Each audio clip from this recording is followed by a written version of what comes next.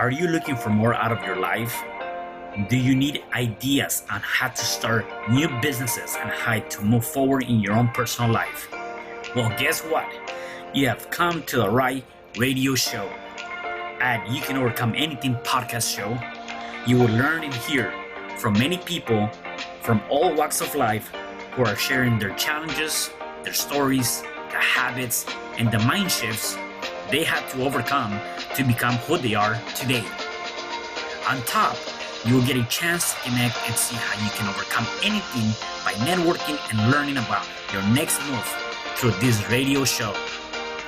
I present to you our great speakers at You Can Overcome Anything podcast show with your host, Cesar Espino.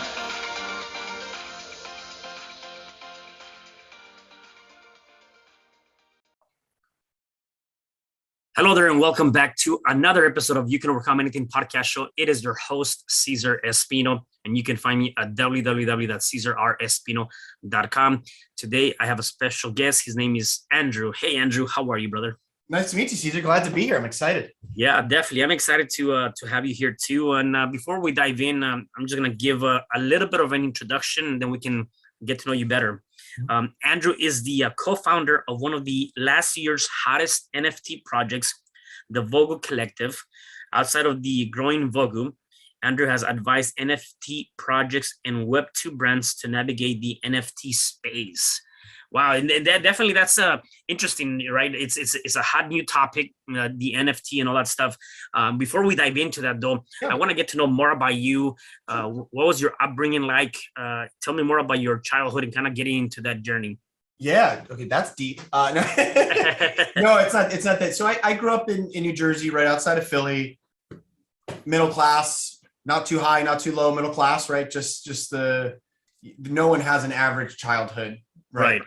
But you know, as normal and uneventful as it could be.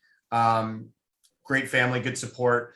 Went to college in New Jersey, moved around a bit, lived in Pittsburgh, lived in LA. Now I live in San Diego. So been around.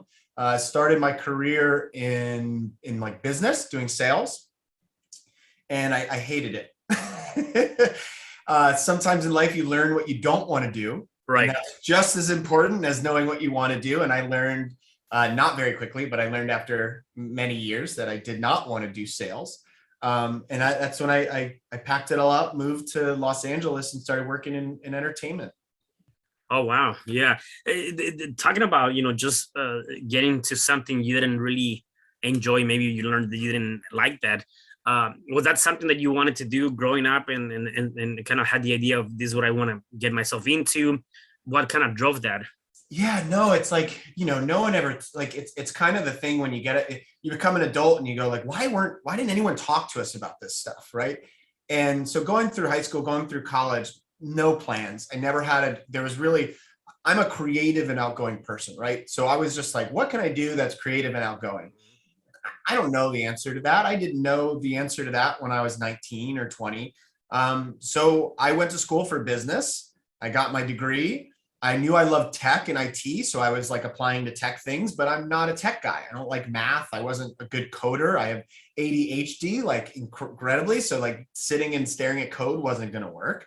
Right. So the only way to really be involved in something, maybe tech adjacent would be sales, right? Because I don't know. Oh, just go into business. What does that mean? Like, what is a manager? How do you get a management role out of college? So it was really, really hard. Those questions weren't answered. And actually I went the first job because it was like the first job that gave me an offer. And you're like, oh my God, I got an offer. I gotta take it. Right. Like, again, not a lot of advice from some people. So it's like the very first job I took out of college was real estate. Actually, it was a company called, I think it was Foxtons. They're from the UK. They have a really interesting model. They break every little piece of real estate down to like, you're the listing agent. You just run ads. You just call people that are, so like everything was broken up. And then they only charged like 1% or 2%. Right. And in New Jersey, that was crazy too, because everything was pretty high. But this was exactly at the time, like the 2007 to like exactly when real estate just crashed. Yeah. And I will never forget going on, like, when you do your training. And so I did my ride along with another agent. He was a listing agent. We went to a really good guy's house. He was like first generation in America. He had his family and his parents living there, right? So he's really taking care of two families at his house. They bought their house the year before, underwater within a year. Nothing we could do. You can't refinance. Like this is a story everyone knew about. We're all familiar with that story, but that hit me really hard back then. Yeah. And it's like, I don't know what it's done for me, as I can't like look back and be like, that helped me do this, but I've always remembered that because I felt terrible. Yeah, right. Do you feel like, did you ever get into any of the things that you did just because you were chasing that shiny object, that money aspect? Because I believe a lot of times, especially growing up, we often, we tend to go for the things that we don't really are passionate about, we don't like, just because we feel like it might be money. Money or easy or whatever, right? Oh, I remember. It's so funny. I go back and we laugh at with my college roommate, who's a real good buddy of mine. We were like, oh, it's great. We'll take this first job. It'll pay like 50 grand a year. And then we'll get the upgrade. We're at 100 grand a year by the time we're 25. Right. And it's like, none of that ever happens. Sometimes it does, but like, it's just, we just expected it. Right. That's what you're told. You get your first job, then you get a raise, and then you're at like 100K before you're 22. And it's just like, then you get into the workforce and you're like, oh my gosh, this is a whole different animal. So once I left, like I was in tech sales and the economy was bad. So there's like layoffs, and then you switch. I did kind of go into, I don't want to say it was chasing money, because I took kind of a hit in money to potentially get more. Gotcha. It wasn't something I ever wanted to do. It was like running like a trailer, like tractor trailer, not tractor, like truck trailers. Okay. Yeah. And leasing them. And it was not my industry at all. But potentially you would be in a sales role 1 or 2 years, and then you would take over your own branch. And once you do that, you're talking six figures, mid six figures if it's a really good branch. So I kind of chased it there, right? I said, well, at least this gives me, because again, you don't know your path sometimes. You just take a job, you're chasing money. You don't really know what's the path to my goals. How do I get to the money I want? This was at least, if you come here for 2 years, you get your own thing, right? Like I was like, this is a path. So at least I'm on a path. Whether I like the path or not, I'm on a path, 6 figures, let's go, right? Yeah. So, and of course that didn't work out because I hated sales, and I was like, I can't.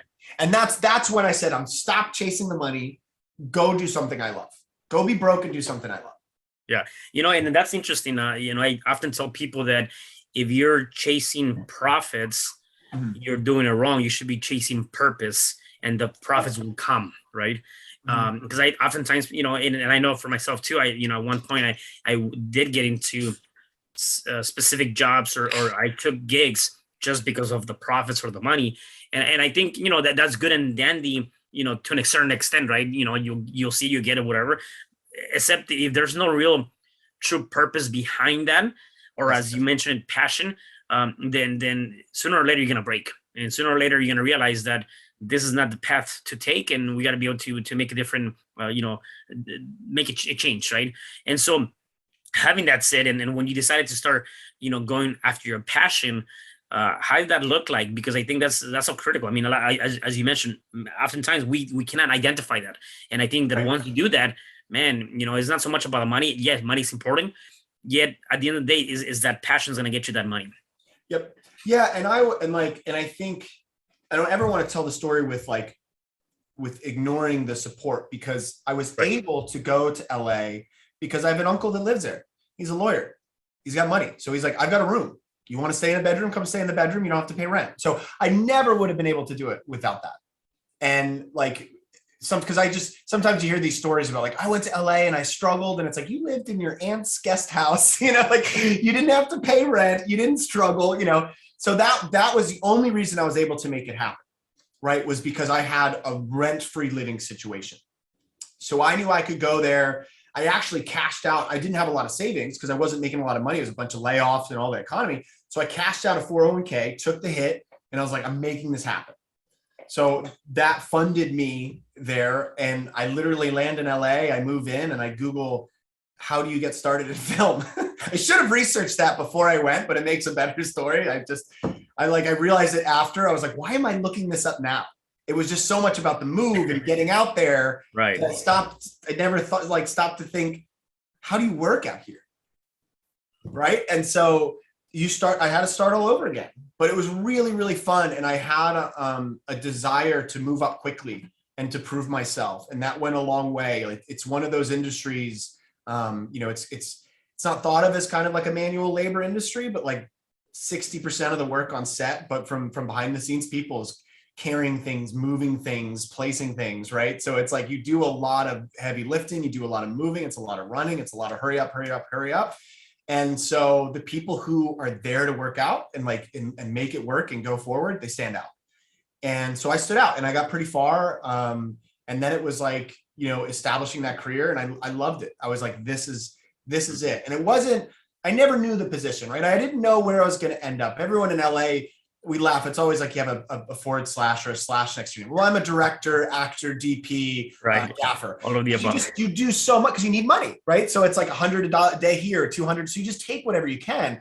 And once you can get rid of the slash, yeah, you've made it. You're successful because you can support yourself with one thing, or you found the one thing you want to do.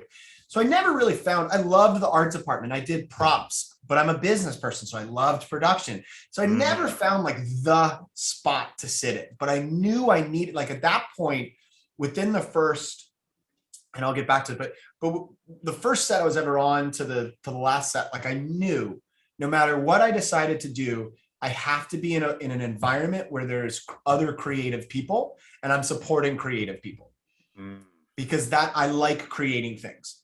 I'm not an artist. I'm not a writer. I'm not a musician, but I want to be around them. Like I knew I wanted to be in that creative bubble. Yeah, well, that's awesome. You said a couple of things that I think I want you to kind of dive in more into that, because I think it's so critical. One thing you mentioned is your support system, right? And oftentimes we might get into a group of people that are essentially a support system, and sometimes we feel like they're a support system, except they're actually holding you back, right? What does that really look like? Because I again, a lot of times is I did this, yet, yeah, maybe I did most of the heavy lifting, yet, as you mentioned, you have people supporting. So how critical, how important is that for any kind of personal growth or professional growth? I think it's extremely important. And I think we can feel alone sometimes when we're challenged and we're pushing and we're trying to make things happen. We can feel very alone. And I think that we have to remember that, like, no one made it anywhere alone, right? Like Elon Musk, Jeff Bezos, right? They went in a meeting and they asked for money at some point, right? Rich as they are, at some point, they went and got a loan and it allowed them to execute. So we can talk about them being the greatest business, but someone said yes, and that person helped them. Is that a traditional way that we think of a support system? No, of course, of course not, right? But we never get, like, I didn't get here alone, right? And my uncle, it's funny because they gave me the free place to stay, but they thought it was ridiculous that I was working in the art department, right? And they were like, why are you doing that? It's not even, you're not an artist. Why are you, right? So it was like, they were supporting me, but not in an emotional way that like made me feel great about what I was doing. And film was very interesting because, like you said, sometimes the people around you are trying to support you, but they're not, because it's not what you need, but they don't know, they're doing their best. But like I had, like, you get the text, like, so do you have a real job yet?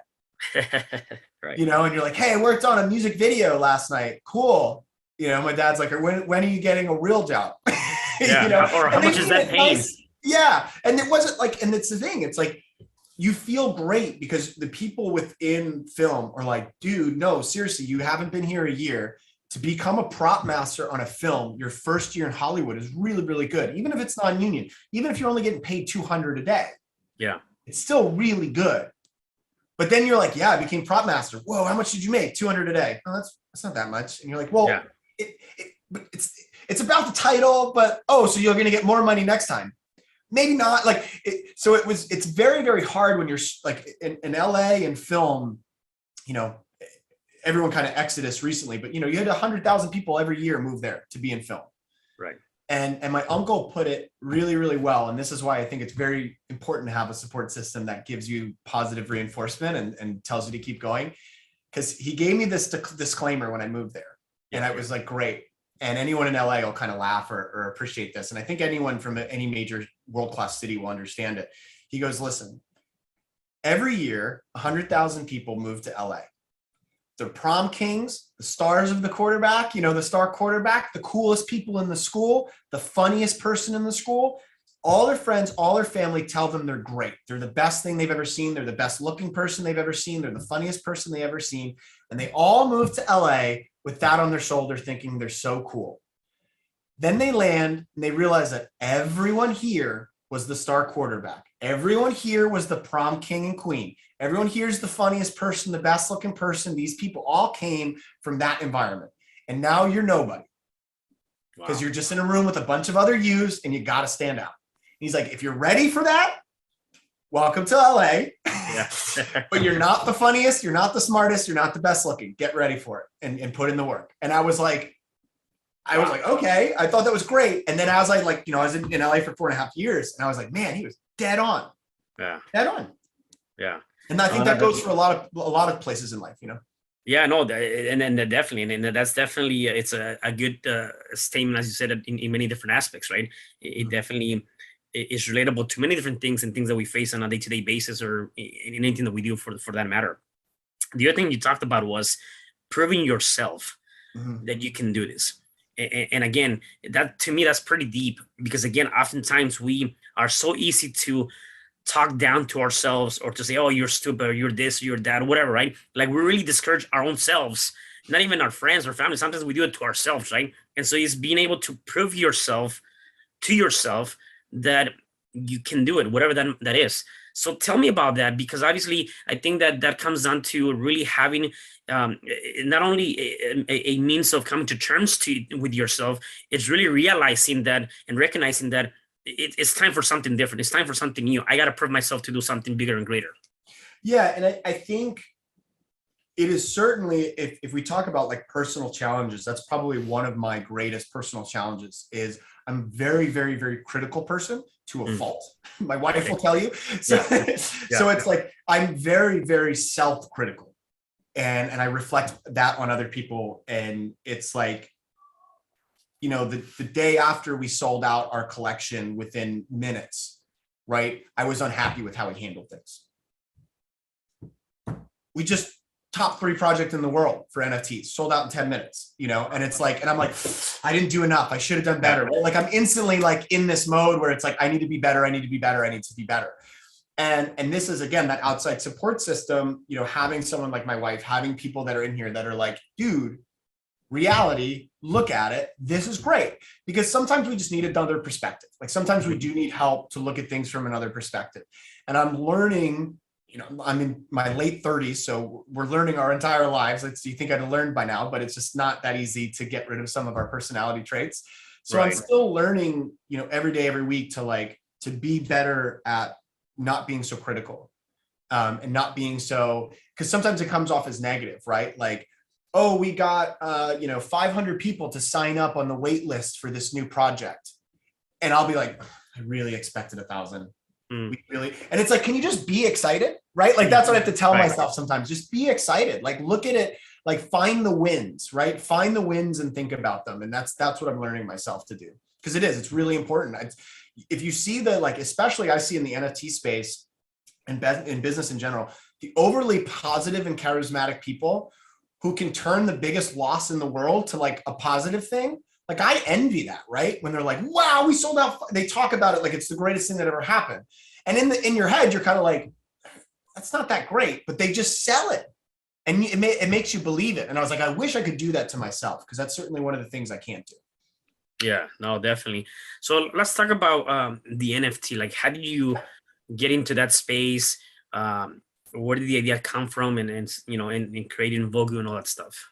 Yeah, so I have been, we're all nerds about something. That's what I always say. So I've always just been a very gaming nerd, a tech nerd, car nerd, a music. So I love all that stuff. And so I found cryptocurrency very, very early. And it was back when Bitcoin was getting started. There wasn't exchanges, but it was like, okay, this is cool. It's nerdy. I want in. What is the use case? Oh, you can buy drugs. I don't do drugs. So I didn't buy it, right? It was like $10. Whoops. Yeah, exactly. But I always kept like, and throughout since finding it throughout, like as it started to get added to Bitfinex, Kraken, Coinbase, and all these exchanges, I'd buy it at 600, it'd go to 2000, I'd sell it. I needed rent. I didn't have the like funds to just hold Bitcoin forever and continue to accumulate. I would buy it at 6,000, sell it at 2,000, buy it at 1,500, sell it at 3,000, right? Like I was making money the whole time. Not the money that a lot of people made, but I was making it. And there was years ago, maybe 3-4 years ago, maybe even 5, there was these NFT projects just started, and it was these images stored on the blockchain. I didn't really get it. Crypto Kitties was one that a lot of people got introduced to because they were these cats, and you could take 2 cats and you would breed them and you'd get a third cat with like combined things. And all of that happened on the blockchain. And the nerd in me is like, that sounds really cool. I don't understand it. And by the time I looked into it, these cats were selling for like $1,000. And I'm like, I'm out, right? Yeah. So I kind of like avoided it. And then like a lot of people over the last 2 years, a new platform came out called NBA Top Shot. It is very similar user experience. You buy baseball cards, right? You pop them open and you get a bunch of different cards. The difference was they're not baseball cards, static images. They're what they call moments, and they're videos of basketball games. And I love that. It has its own marketplace. You get a rare, you can sell it for more money. And that like went speculative, like the money went just crazy in that to like absurd amounts of thousands and thousands of dollars for these baseball cards or the basketball cards. But I saw the potential. And I was like, digital collectibles, this is a thing, this is real. And I could see this model work for Disney, work for Adidas, work for anything. I was like, I want to know more about this. So I started to do more research, and I saw that the art scene was going up right now. Everyone was taking art, digitizing it, selling as NFTs. And there was no YouTube video, there was no help, right? You're on Twitter, you're on Discord, you're on these social media channels. That's where it really like all of the people there are. And I reached out to someone who I worked on my very, very first movie set in LA, is Jason Trinidad, who is an artist who does the art for Vogu. And I was like, I loved his robot art. He had this series of 8 that were all these kind of different robots. And I was like, dude, I will send you $300 of Ethereum, mint these, get them as NFTs, and they're going to sell out so quick. So we minted them. They didn't sell out. And I realized looking at, this is right when like Bored Ape Yacht Club came out, which is the biggest project in the space right now. They have VC funding and they're doing fantastic. And they came out 10,000 profile pictures. So like on Twitter, you could have your picture. Really, NFTs are becoming like this digital personality, your digital persona, your identity in the digital world, right? That means something different to everyone, but think about Twitter, think about World of Warcraft, whatever. These are our digital identities. Even LinkedIn, right? We have an identity on LinkedIn. Right. So I saw that if we were going to do something, it had to be a larger scale. It had to be an identity project. So we built up this big lore. Obviously, we have entertainment experience. So we made sure I grabbed a writer, we wrote lore, we developed the whole world. We made really this entertainment IP that could be the next Star Wars, like anything, right? And then we released our 7,000 profile pictures for digital identities. And the art at the time in the space was, I don't want to say rudimentary, but it wasn't that detailed. It wasn't that great. People were rushing to get these out. And it's very hard to make 10,000 of the same thing, right? Yeah. So you end up drawing very generic eyes or ears. So when these robots came out with really complicated parts, people were like, how did you make 7,000 of them, right? We sold... At the time, the market was maybe 100,000 people. It's over 1 million now. And wow. We're not even a year in the space. Wow. So, yeah. Oh, that's amazing. So if you can, we want to go a little bit deeper on this for those of the people that are listening that don't understand NFTs, non-fungible tokens. Can you explain what exactly is that? How do people get involved, or what does that mean? I know it's not necessarily fairly new, except people are still learning, that stuff, right? Oh, and absolutely. They don't understand it. So, what exactly is an NFT? What does that mean, right? Yeah. So, I mean, the one thing to remember is it's an emerging technology, just like the internet was when websites first came out. Mm-hmm. So, if you think of the first website, didn't look that great. Probably like is really laughable compared to what we look at now. But what people were interested in and attracted to when websites came out was potential, right? What can this website do in a couple of years, right? And I always think back to there's a David Letterman's talking to Bill Gates, and Bill Gates is telling him about the internet. And David Letterman goes, so you can listen to music online. And Bill Gates is like, exactly. You could potentially stream music online. And David Letterman goes, like a radio. Well, yeah, but at any time you want. And he goes, like a cassette. and David Letterman's right, but you're failing to see this bigger picture, right? Now, YouTube, Spotify, you get it. It's easy to get now.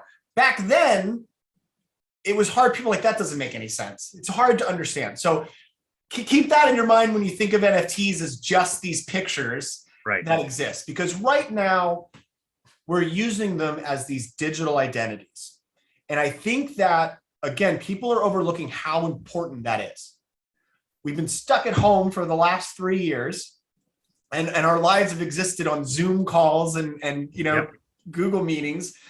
And a lot of our identity and the way we interact with each other has moved online. So when you hear NFTs or the metaverse, that's really, we're really talking about that digital world, how we interact with each other digitally. It doesn't mean that we're all, Mark Zuckerberg, half cut off people speaking in the meta 3D world, right? So what NFTs allow us is, and you'll hear this provable, ownership, proof of ownership, right? Because the blockchain is a ledger of transactions that anyone has access to view. So there's no arguing it, right? It's written and it's verifiable. So if you can verify someone owns something, that gives you power to build stuff. Because when Cesar joins a video game that I've created, I can now check his wallet, which is where we hold our cryptocurrencies or NFTs. So I can check his ledger on the blockchain and see what you own. And I know it because it's verifiable. It's on the blockchain. You can't fake it. And I can say, oh, he owns, we had a merch collab with a company called Just Hype, and we made digital versions of these. Oh, he owns this digital hoodie, right? He owns this wearable in the metaverse. So he can wear it now in my game, right? And I can provide, and I always say Web3 is how we talk about this. And to me, Web3 is being able to verify ownership of something and then create a personalized experience. And that's like the broad overview of the power that NFTs give us. Right now, a lot of things you're seeing is fun cartoon pictures used as a Twitter profile, right? That's our first website. Yeah. Because it's the easiest thing we can do. I know you own, and if there's a sense of community, which we didn't have during COVID, it was really hard to get together with your friends. Now people are buying these fun pictures, and we have a community of another 100,000 people we can talk to. So it created this sense of fun and environment that people really like. So the first use case we're seeing of these NFTs is just a digital identity for people. Obviously, the prices are at that space where it's like speculative collectibles and investments. So a lot of the prices, and people may hate like a project founder saying this because it sounds bad, but a lot of these prices are probably very inflated because we're in this speculative time. But good luck. It's like stocks, even though these aren't securities, I got to say that. It's just like, how long does that last? Right. It lasts 5 years with these prices. Who knows, right? Because a lot of people go back, oh, it's tulips. It's going to, you can't guess when that's going to happen. But what you can do is understand the technology, understand some of the things that we have ability to do. And I'm really excited for the future. Like I'm really excited for someone to own a Vogu and be able to go to, like, we've partnered with Netgear. So at some point, if you go to Netgear's website, right, and they see that you connect your wallet and they see that you own a Vogu, you're going to get a discount. You're going to get a personalized experience. Maybe the art on the website changes to Vogu, right? And then when you leave the Netgear website and you go to Just Hype, our merch company from the UK, they see you own a Vogu, the website changes.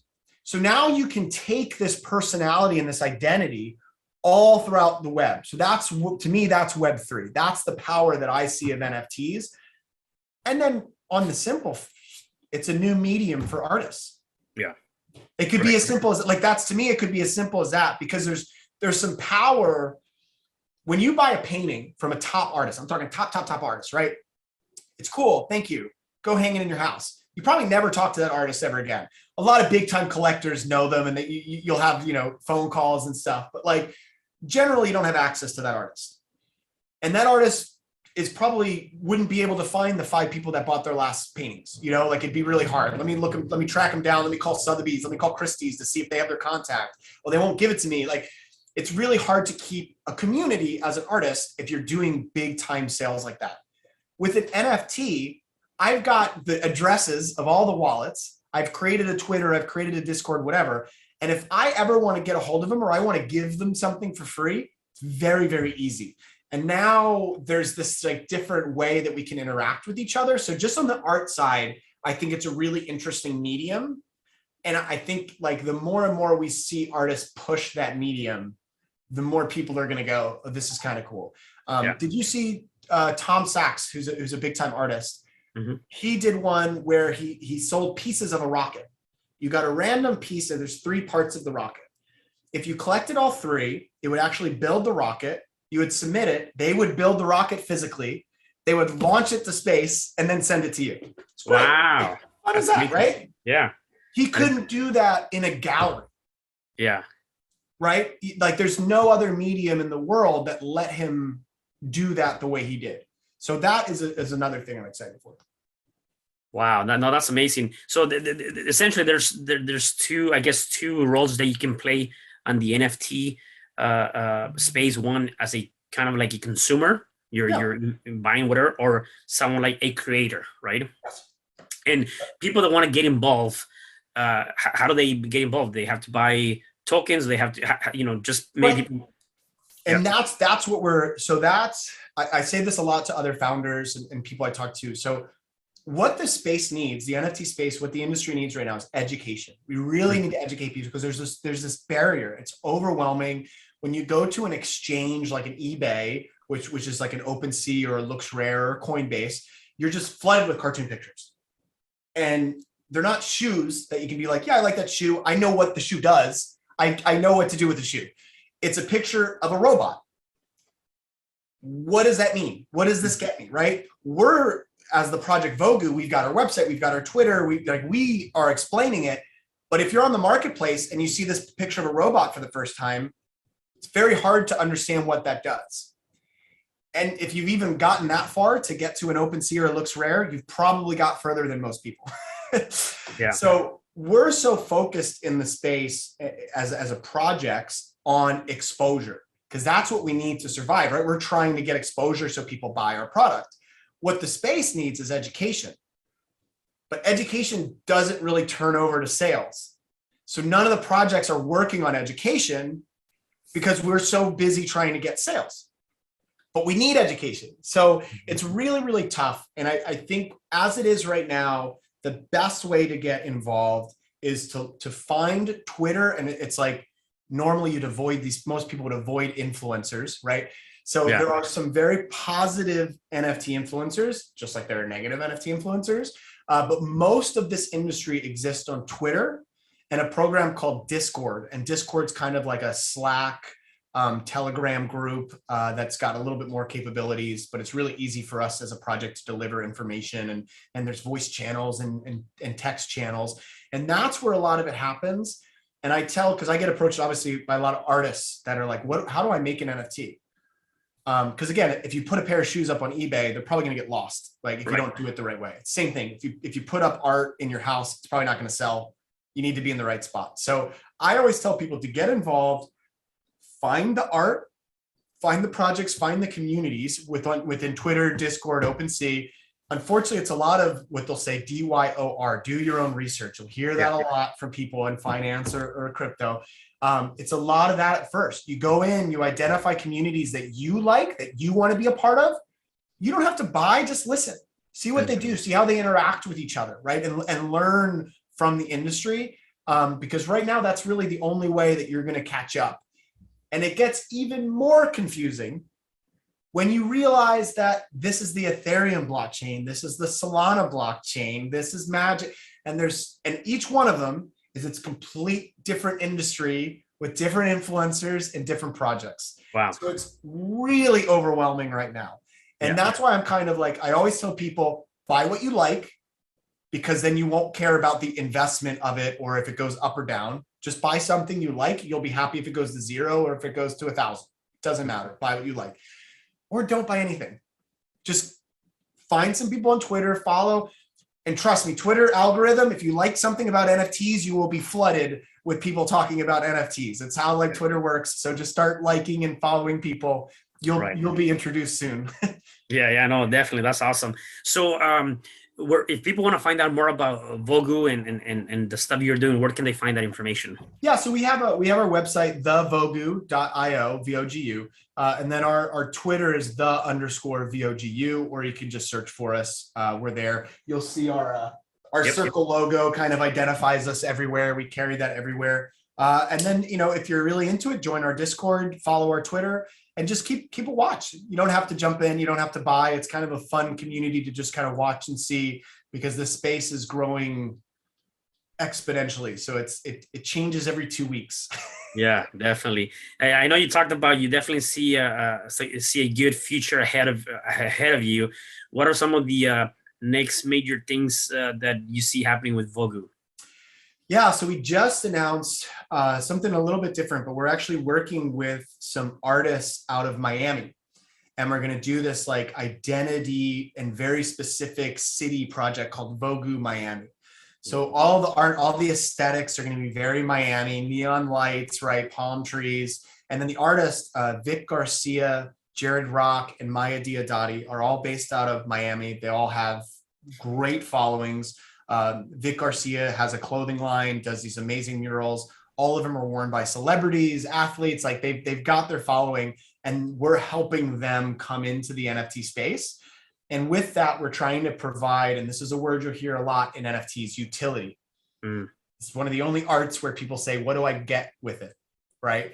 And so, but it's part of the power of the NFT, right, is we can do this. So we're doing a lot of like merch giveaways, exclusive parties, exclusive access, partnering with brands, liquor brands, right, that may want to give a discount to our holders, local restaurants that might want to give a discount to our holders. We're just trying, it's very new. No one's really done this yet, where it's very tied into a city.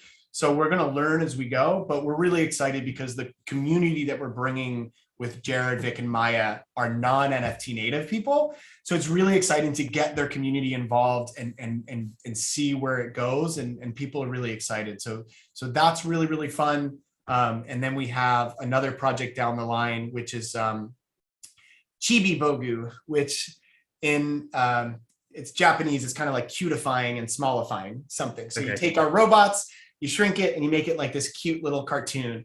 That's going to be what I refer to as an expansion collection, because a lot of these NFT projects sell 10,000, 7,000, they get popular, and now you have a lot more people that want in, and they want in at a lower price point. Got it. So you need to provide that because you want to grow as a brand. So our Chibi Vogus will be a larger collection at a lower price point to allow people to get in and experience the brand and be a part of this without having to shell out the higher, ticket item. Wow, no, that's amazing. That is amazing. Well, Andrew, I have one last question for you. Definitely, there's a lot. I can definitely go on and on this conversation, because I think it's a very interesting topic. As you said, is the web when it first started, right? And I definitely think it's something that people need to learn, be educated, and definitely learn more out of that. Nevertheless, for the people that are watching, listening to us, kind of getting into the idea of being able to overcome challenges that we face on a day-to-day basis. If somebody's going through any particular challenge, whatever that might be, what is one thing that you can say for them to start overcoming that challenge? Yeah, I think self-belief has always been, and I kind of how I mentioned it for myself, right? Like I'm very critical of myself, so I lack self-belief to overcome challenges sometimes. And when you lack the self-belief, it's hard to overcome a challenge. I think of it, I'm a sports guy, right? I love sports.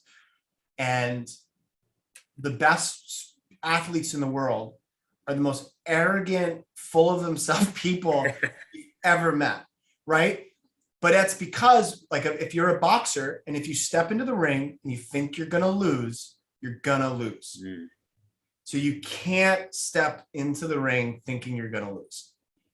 And we do that whenever we face a challenge. So like it's easy to say, right? It sounds great when I say it, but I'll step in that ring every day and be like, I'm going to lose. Right. So it's just learning to be better at that and maybe taking a step out of the ring, convincing yourself again and going back at it. And I think too, like I failed to find one of the hardest things to do when we launched Vogu was find a development company, a dev that could make the smart contract that is the NFT, right? Like you need a developer. I failed multiple times at getting it, right? 2-3 calls, people didn't get back, people didn't want to do it, people that seemed like they couldn't handle it, because it was so early, you couldn't find these people. And the ones that were already working were working on stuff that were going to make them millions. Why would they work on mine, right? Right. So I failed a few times and it was I had to keep stepping out of the ring and being like, just keep doing it. We're going to get this. We're going to get a win. We're going to get a win. So it took a while, but yeah, sometimes we just have to really convince ourselves that we can do it. And that can be the hardest part for some people, like it is for me. Yeah, no, definitely. I definitely appreciate that. Well, Andrew, it was great having you on the show. Anything else you want to mention before I let you go? No, I mean, I'm excited to talk about it. If anyone's interested, please check out our website. We have ways to interact with our brand that aren't NFTs. We've got like a webtoon, which is like a comic that's vertically scrolling comic. They're popular. So we made one of them. It's really cute. So you can go online, read it for free. You don't have to have an NFT or something. And you just read our lore. We've got a lot of stories. Like awesome. We're really heavy in stories, so you'll find links to our stories, and if you just like reading about sci-fi stuff, you can kind of just catch up and read. And again, all of that is free. You don't have to buy an NFT to get access to a lot of that stuff. So yeah, definitely. I love that. Well, thank you, Andrew, for definitely being on the show, and definitely appreciate you being here. For the rest of you guys, please do me a favor. Make sure you guys follow Andrew Drayton at Vogu. Go to his website, check him out on his Twitter, and connect with him. And do me a favor, share this message because somebody definitely needs to hear this message. And I'll see you guys at the next episode of You Can Overcome Anything podcast show. Thank you. Thank you.